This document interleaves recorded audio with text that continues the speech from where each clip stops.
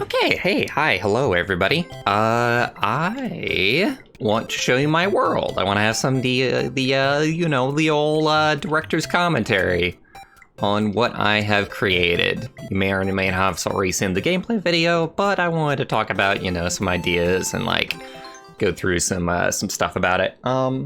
Oh, just to let you all know, I have been sick for a while now. Uploads have been slowing down, and I have been finding it harder and harder to work.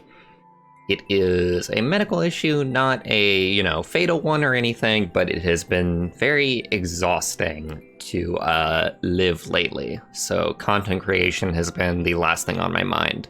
It is not the virus, it is something else, and it has there's no end in sight because I'm finding it hard even to obviously get into the doctor right now.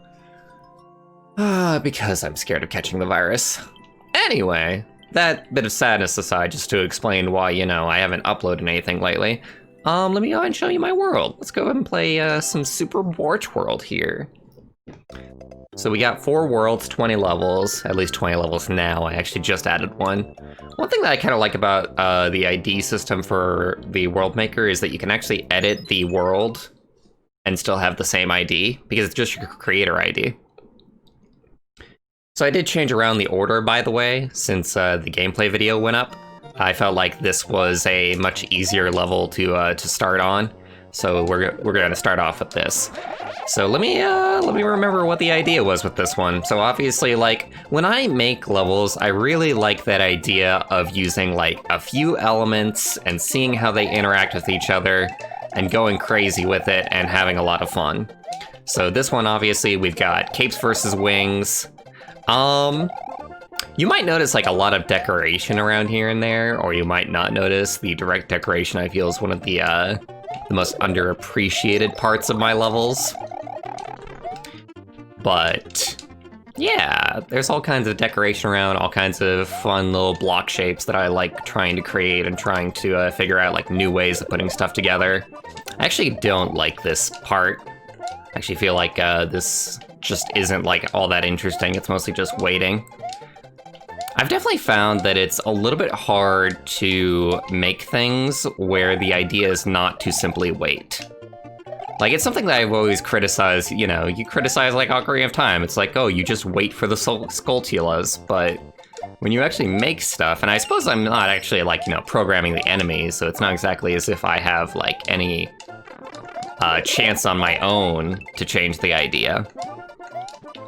But there's a fair amount of times where you'll notice that your level design will lend itself more to waiting than to actively, like, doing. Granted, you can speedrun this level just fine, and hell knows that Doze speedran it. By the way, Doze, my friend, has the world record on all of my levels, at least last I checked. Yep, still got the world record. That's Doze right there. Hi, Doze. Doze is a little bit of a pro gamer speedrunner, and certainly a better speedrunner than me. Although I do wish that I could try and get the speedrun records on my own levels. It is a little bit sad that Nintendo doesn't let you get your own speedrun records, because if I'm faster than the world record holder, then I should get the credit, even if I made the level. I feel like they only just didn't do it because of like, the existence of dev doors, but it's like, you already got rid of the idea of, like, downloading levels, which, fought against the idea of dev doors. So that is some bad game design on Nintendo's part, in my opinion. So anyway, we got a very spin-jumpy, roly-poly kind of level here.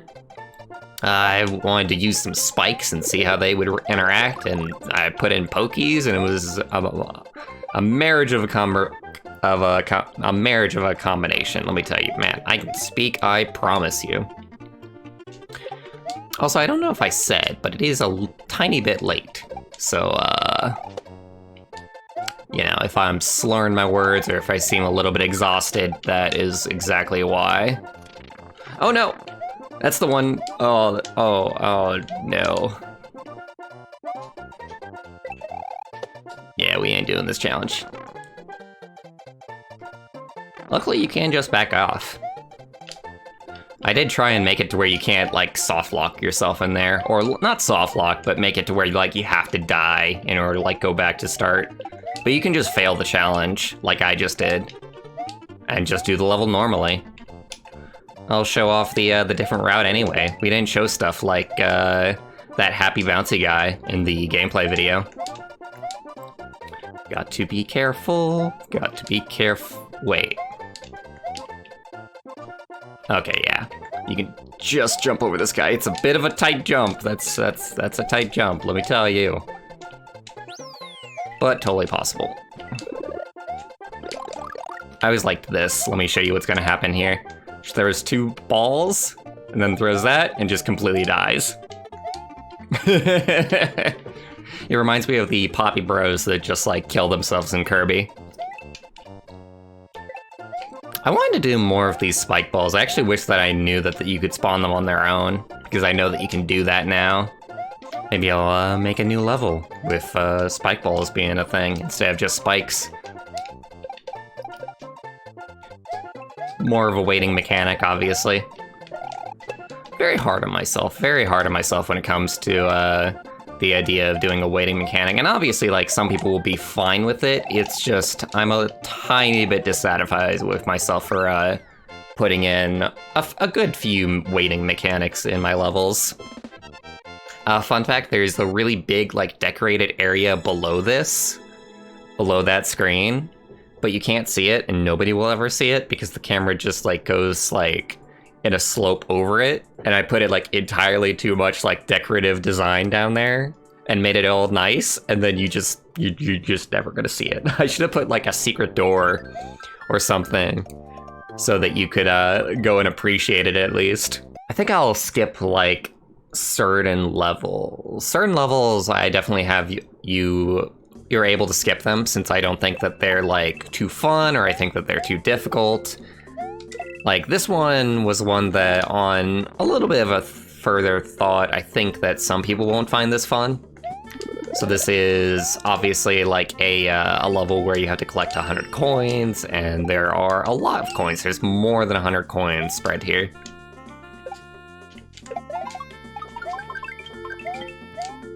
Got that Super Mario World flair going on there.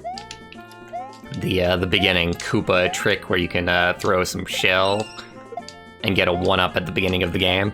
I think you don't see a lot of stuff like that in Mario Maker. Which, by the way, obviously, like, with the levels that you've been seeing, these aren't, you know, extremely gimmick-based levels. These are very traditional levels, and every level that I make is traditional. It's trying to, you know, mimic the idea of the original Super Mario World in tone, complexity, and just what you do. It's like a platformer, you know? It's not like a speed run or like a music level or like a story-based level, you know? It's just a very simple, very happy-go-lucky Super Mario World-based world, I should say. Careful. Careful as she goes. I love these little Goombas. These are actually my favorite Goomba design in the entire game. Some people dislike them, but I love them. I messed that up royally, actually. I needed to use the Koopa shell to get those coins. There we go.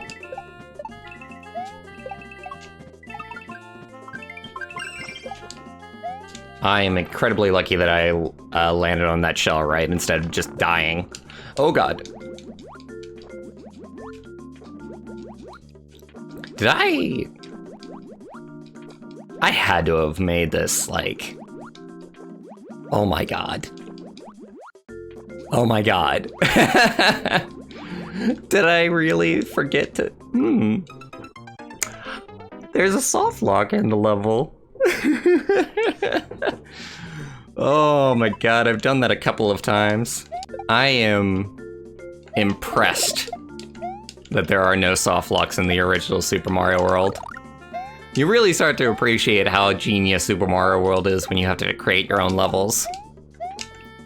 And I criticize a lot of Nintendo products, but definitely not Super Mario World. Because I'm a man-child that only lusts after nostalgia. Oh!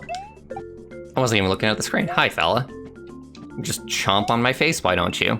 This level I find exhausting to replay. Like, there's certain levels that I think are perfectly fun for your first go-around, but now that I have, you know, playtested this a good long while, I'm definitely getting a little bit bored of my own levels. This one is one that especially, like, I'm a little tiny bit bored of on the replay. And I hope other people don't feel like that, but I definitely feel like that. This one's kind of fun. You gotta you're incentivized to angle your throw. Funnily enough, you can actually almost soft lock yourself here by just messing up this shell toss and just killing the Koopa outright. But then you can go back to a pipe and respawn him. I actually do that in the gameplay video. So that's actually a level that has a couple of problems with it. I might try and re-upload it. And Nintendo makes it very hard for me to want to re-upload stuff and edit stuff and fix stuff, because you just lose like all the stats and all the comments that are already on the level. And those are important, you know? I don't want to erase like somebody's experience that they had with the level and erase, you know, part of their leaderboard. And erase the world record.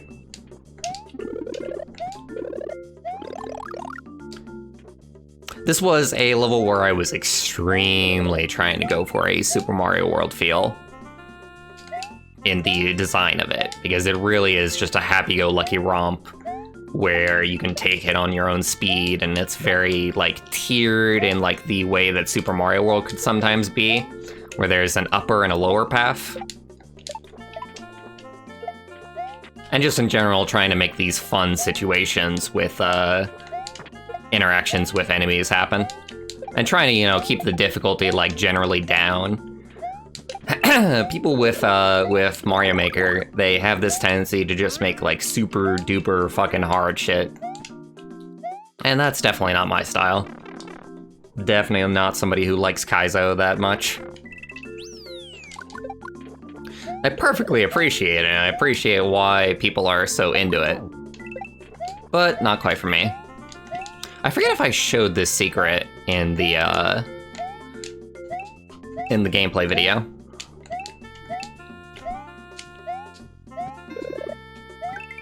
You have life there, and you might even stop there, but if you go up here, you have Yoshi, but unfortunately this also shows off one of my my mistakes. And I was actually like completely unaware that it was so bad. I don't know how like I missed this, but you actually can't get out of here without leaving Yoshi. So you get Yoshi for like no reason. Like as far as I know, there's no like secret blocks or anything. So you just have to leave Yoshi. That is a design flaw. An absolute design flaw at the level. Man, I'm gonna be really tempted to actually edit and re-upload these levels once I'm done with this video. Oh, let me do this properly. I actually, like, didn't do a lot of these properly. I'm still not exactly used to, like, sliding down slopes. Because I'm very used to Super Mario World, where you really didn't have sliding, if I remember correctly. Like, sliding was mostly like a Super Mario Bros. 3 thing, which I didn't play that much. No, no! Fine, screw you. I didn't even show the lower path, I think.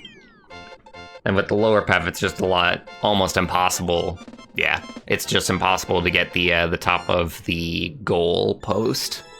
I actually did try and make, you know, like skill checks every now and then to where you wouldn't get the goal post unless you were doing something right, or there would be like a slight challenge to getting to the top of the goal post, which has absolutely no purpose whatsoever in Mario Maker, considering that getting to the top of the goal post is almost useless because game overs don't matter. But it's still something that I did because I wanted to, damn it.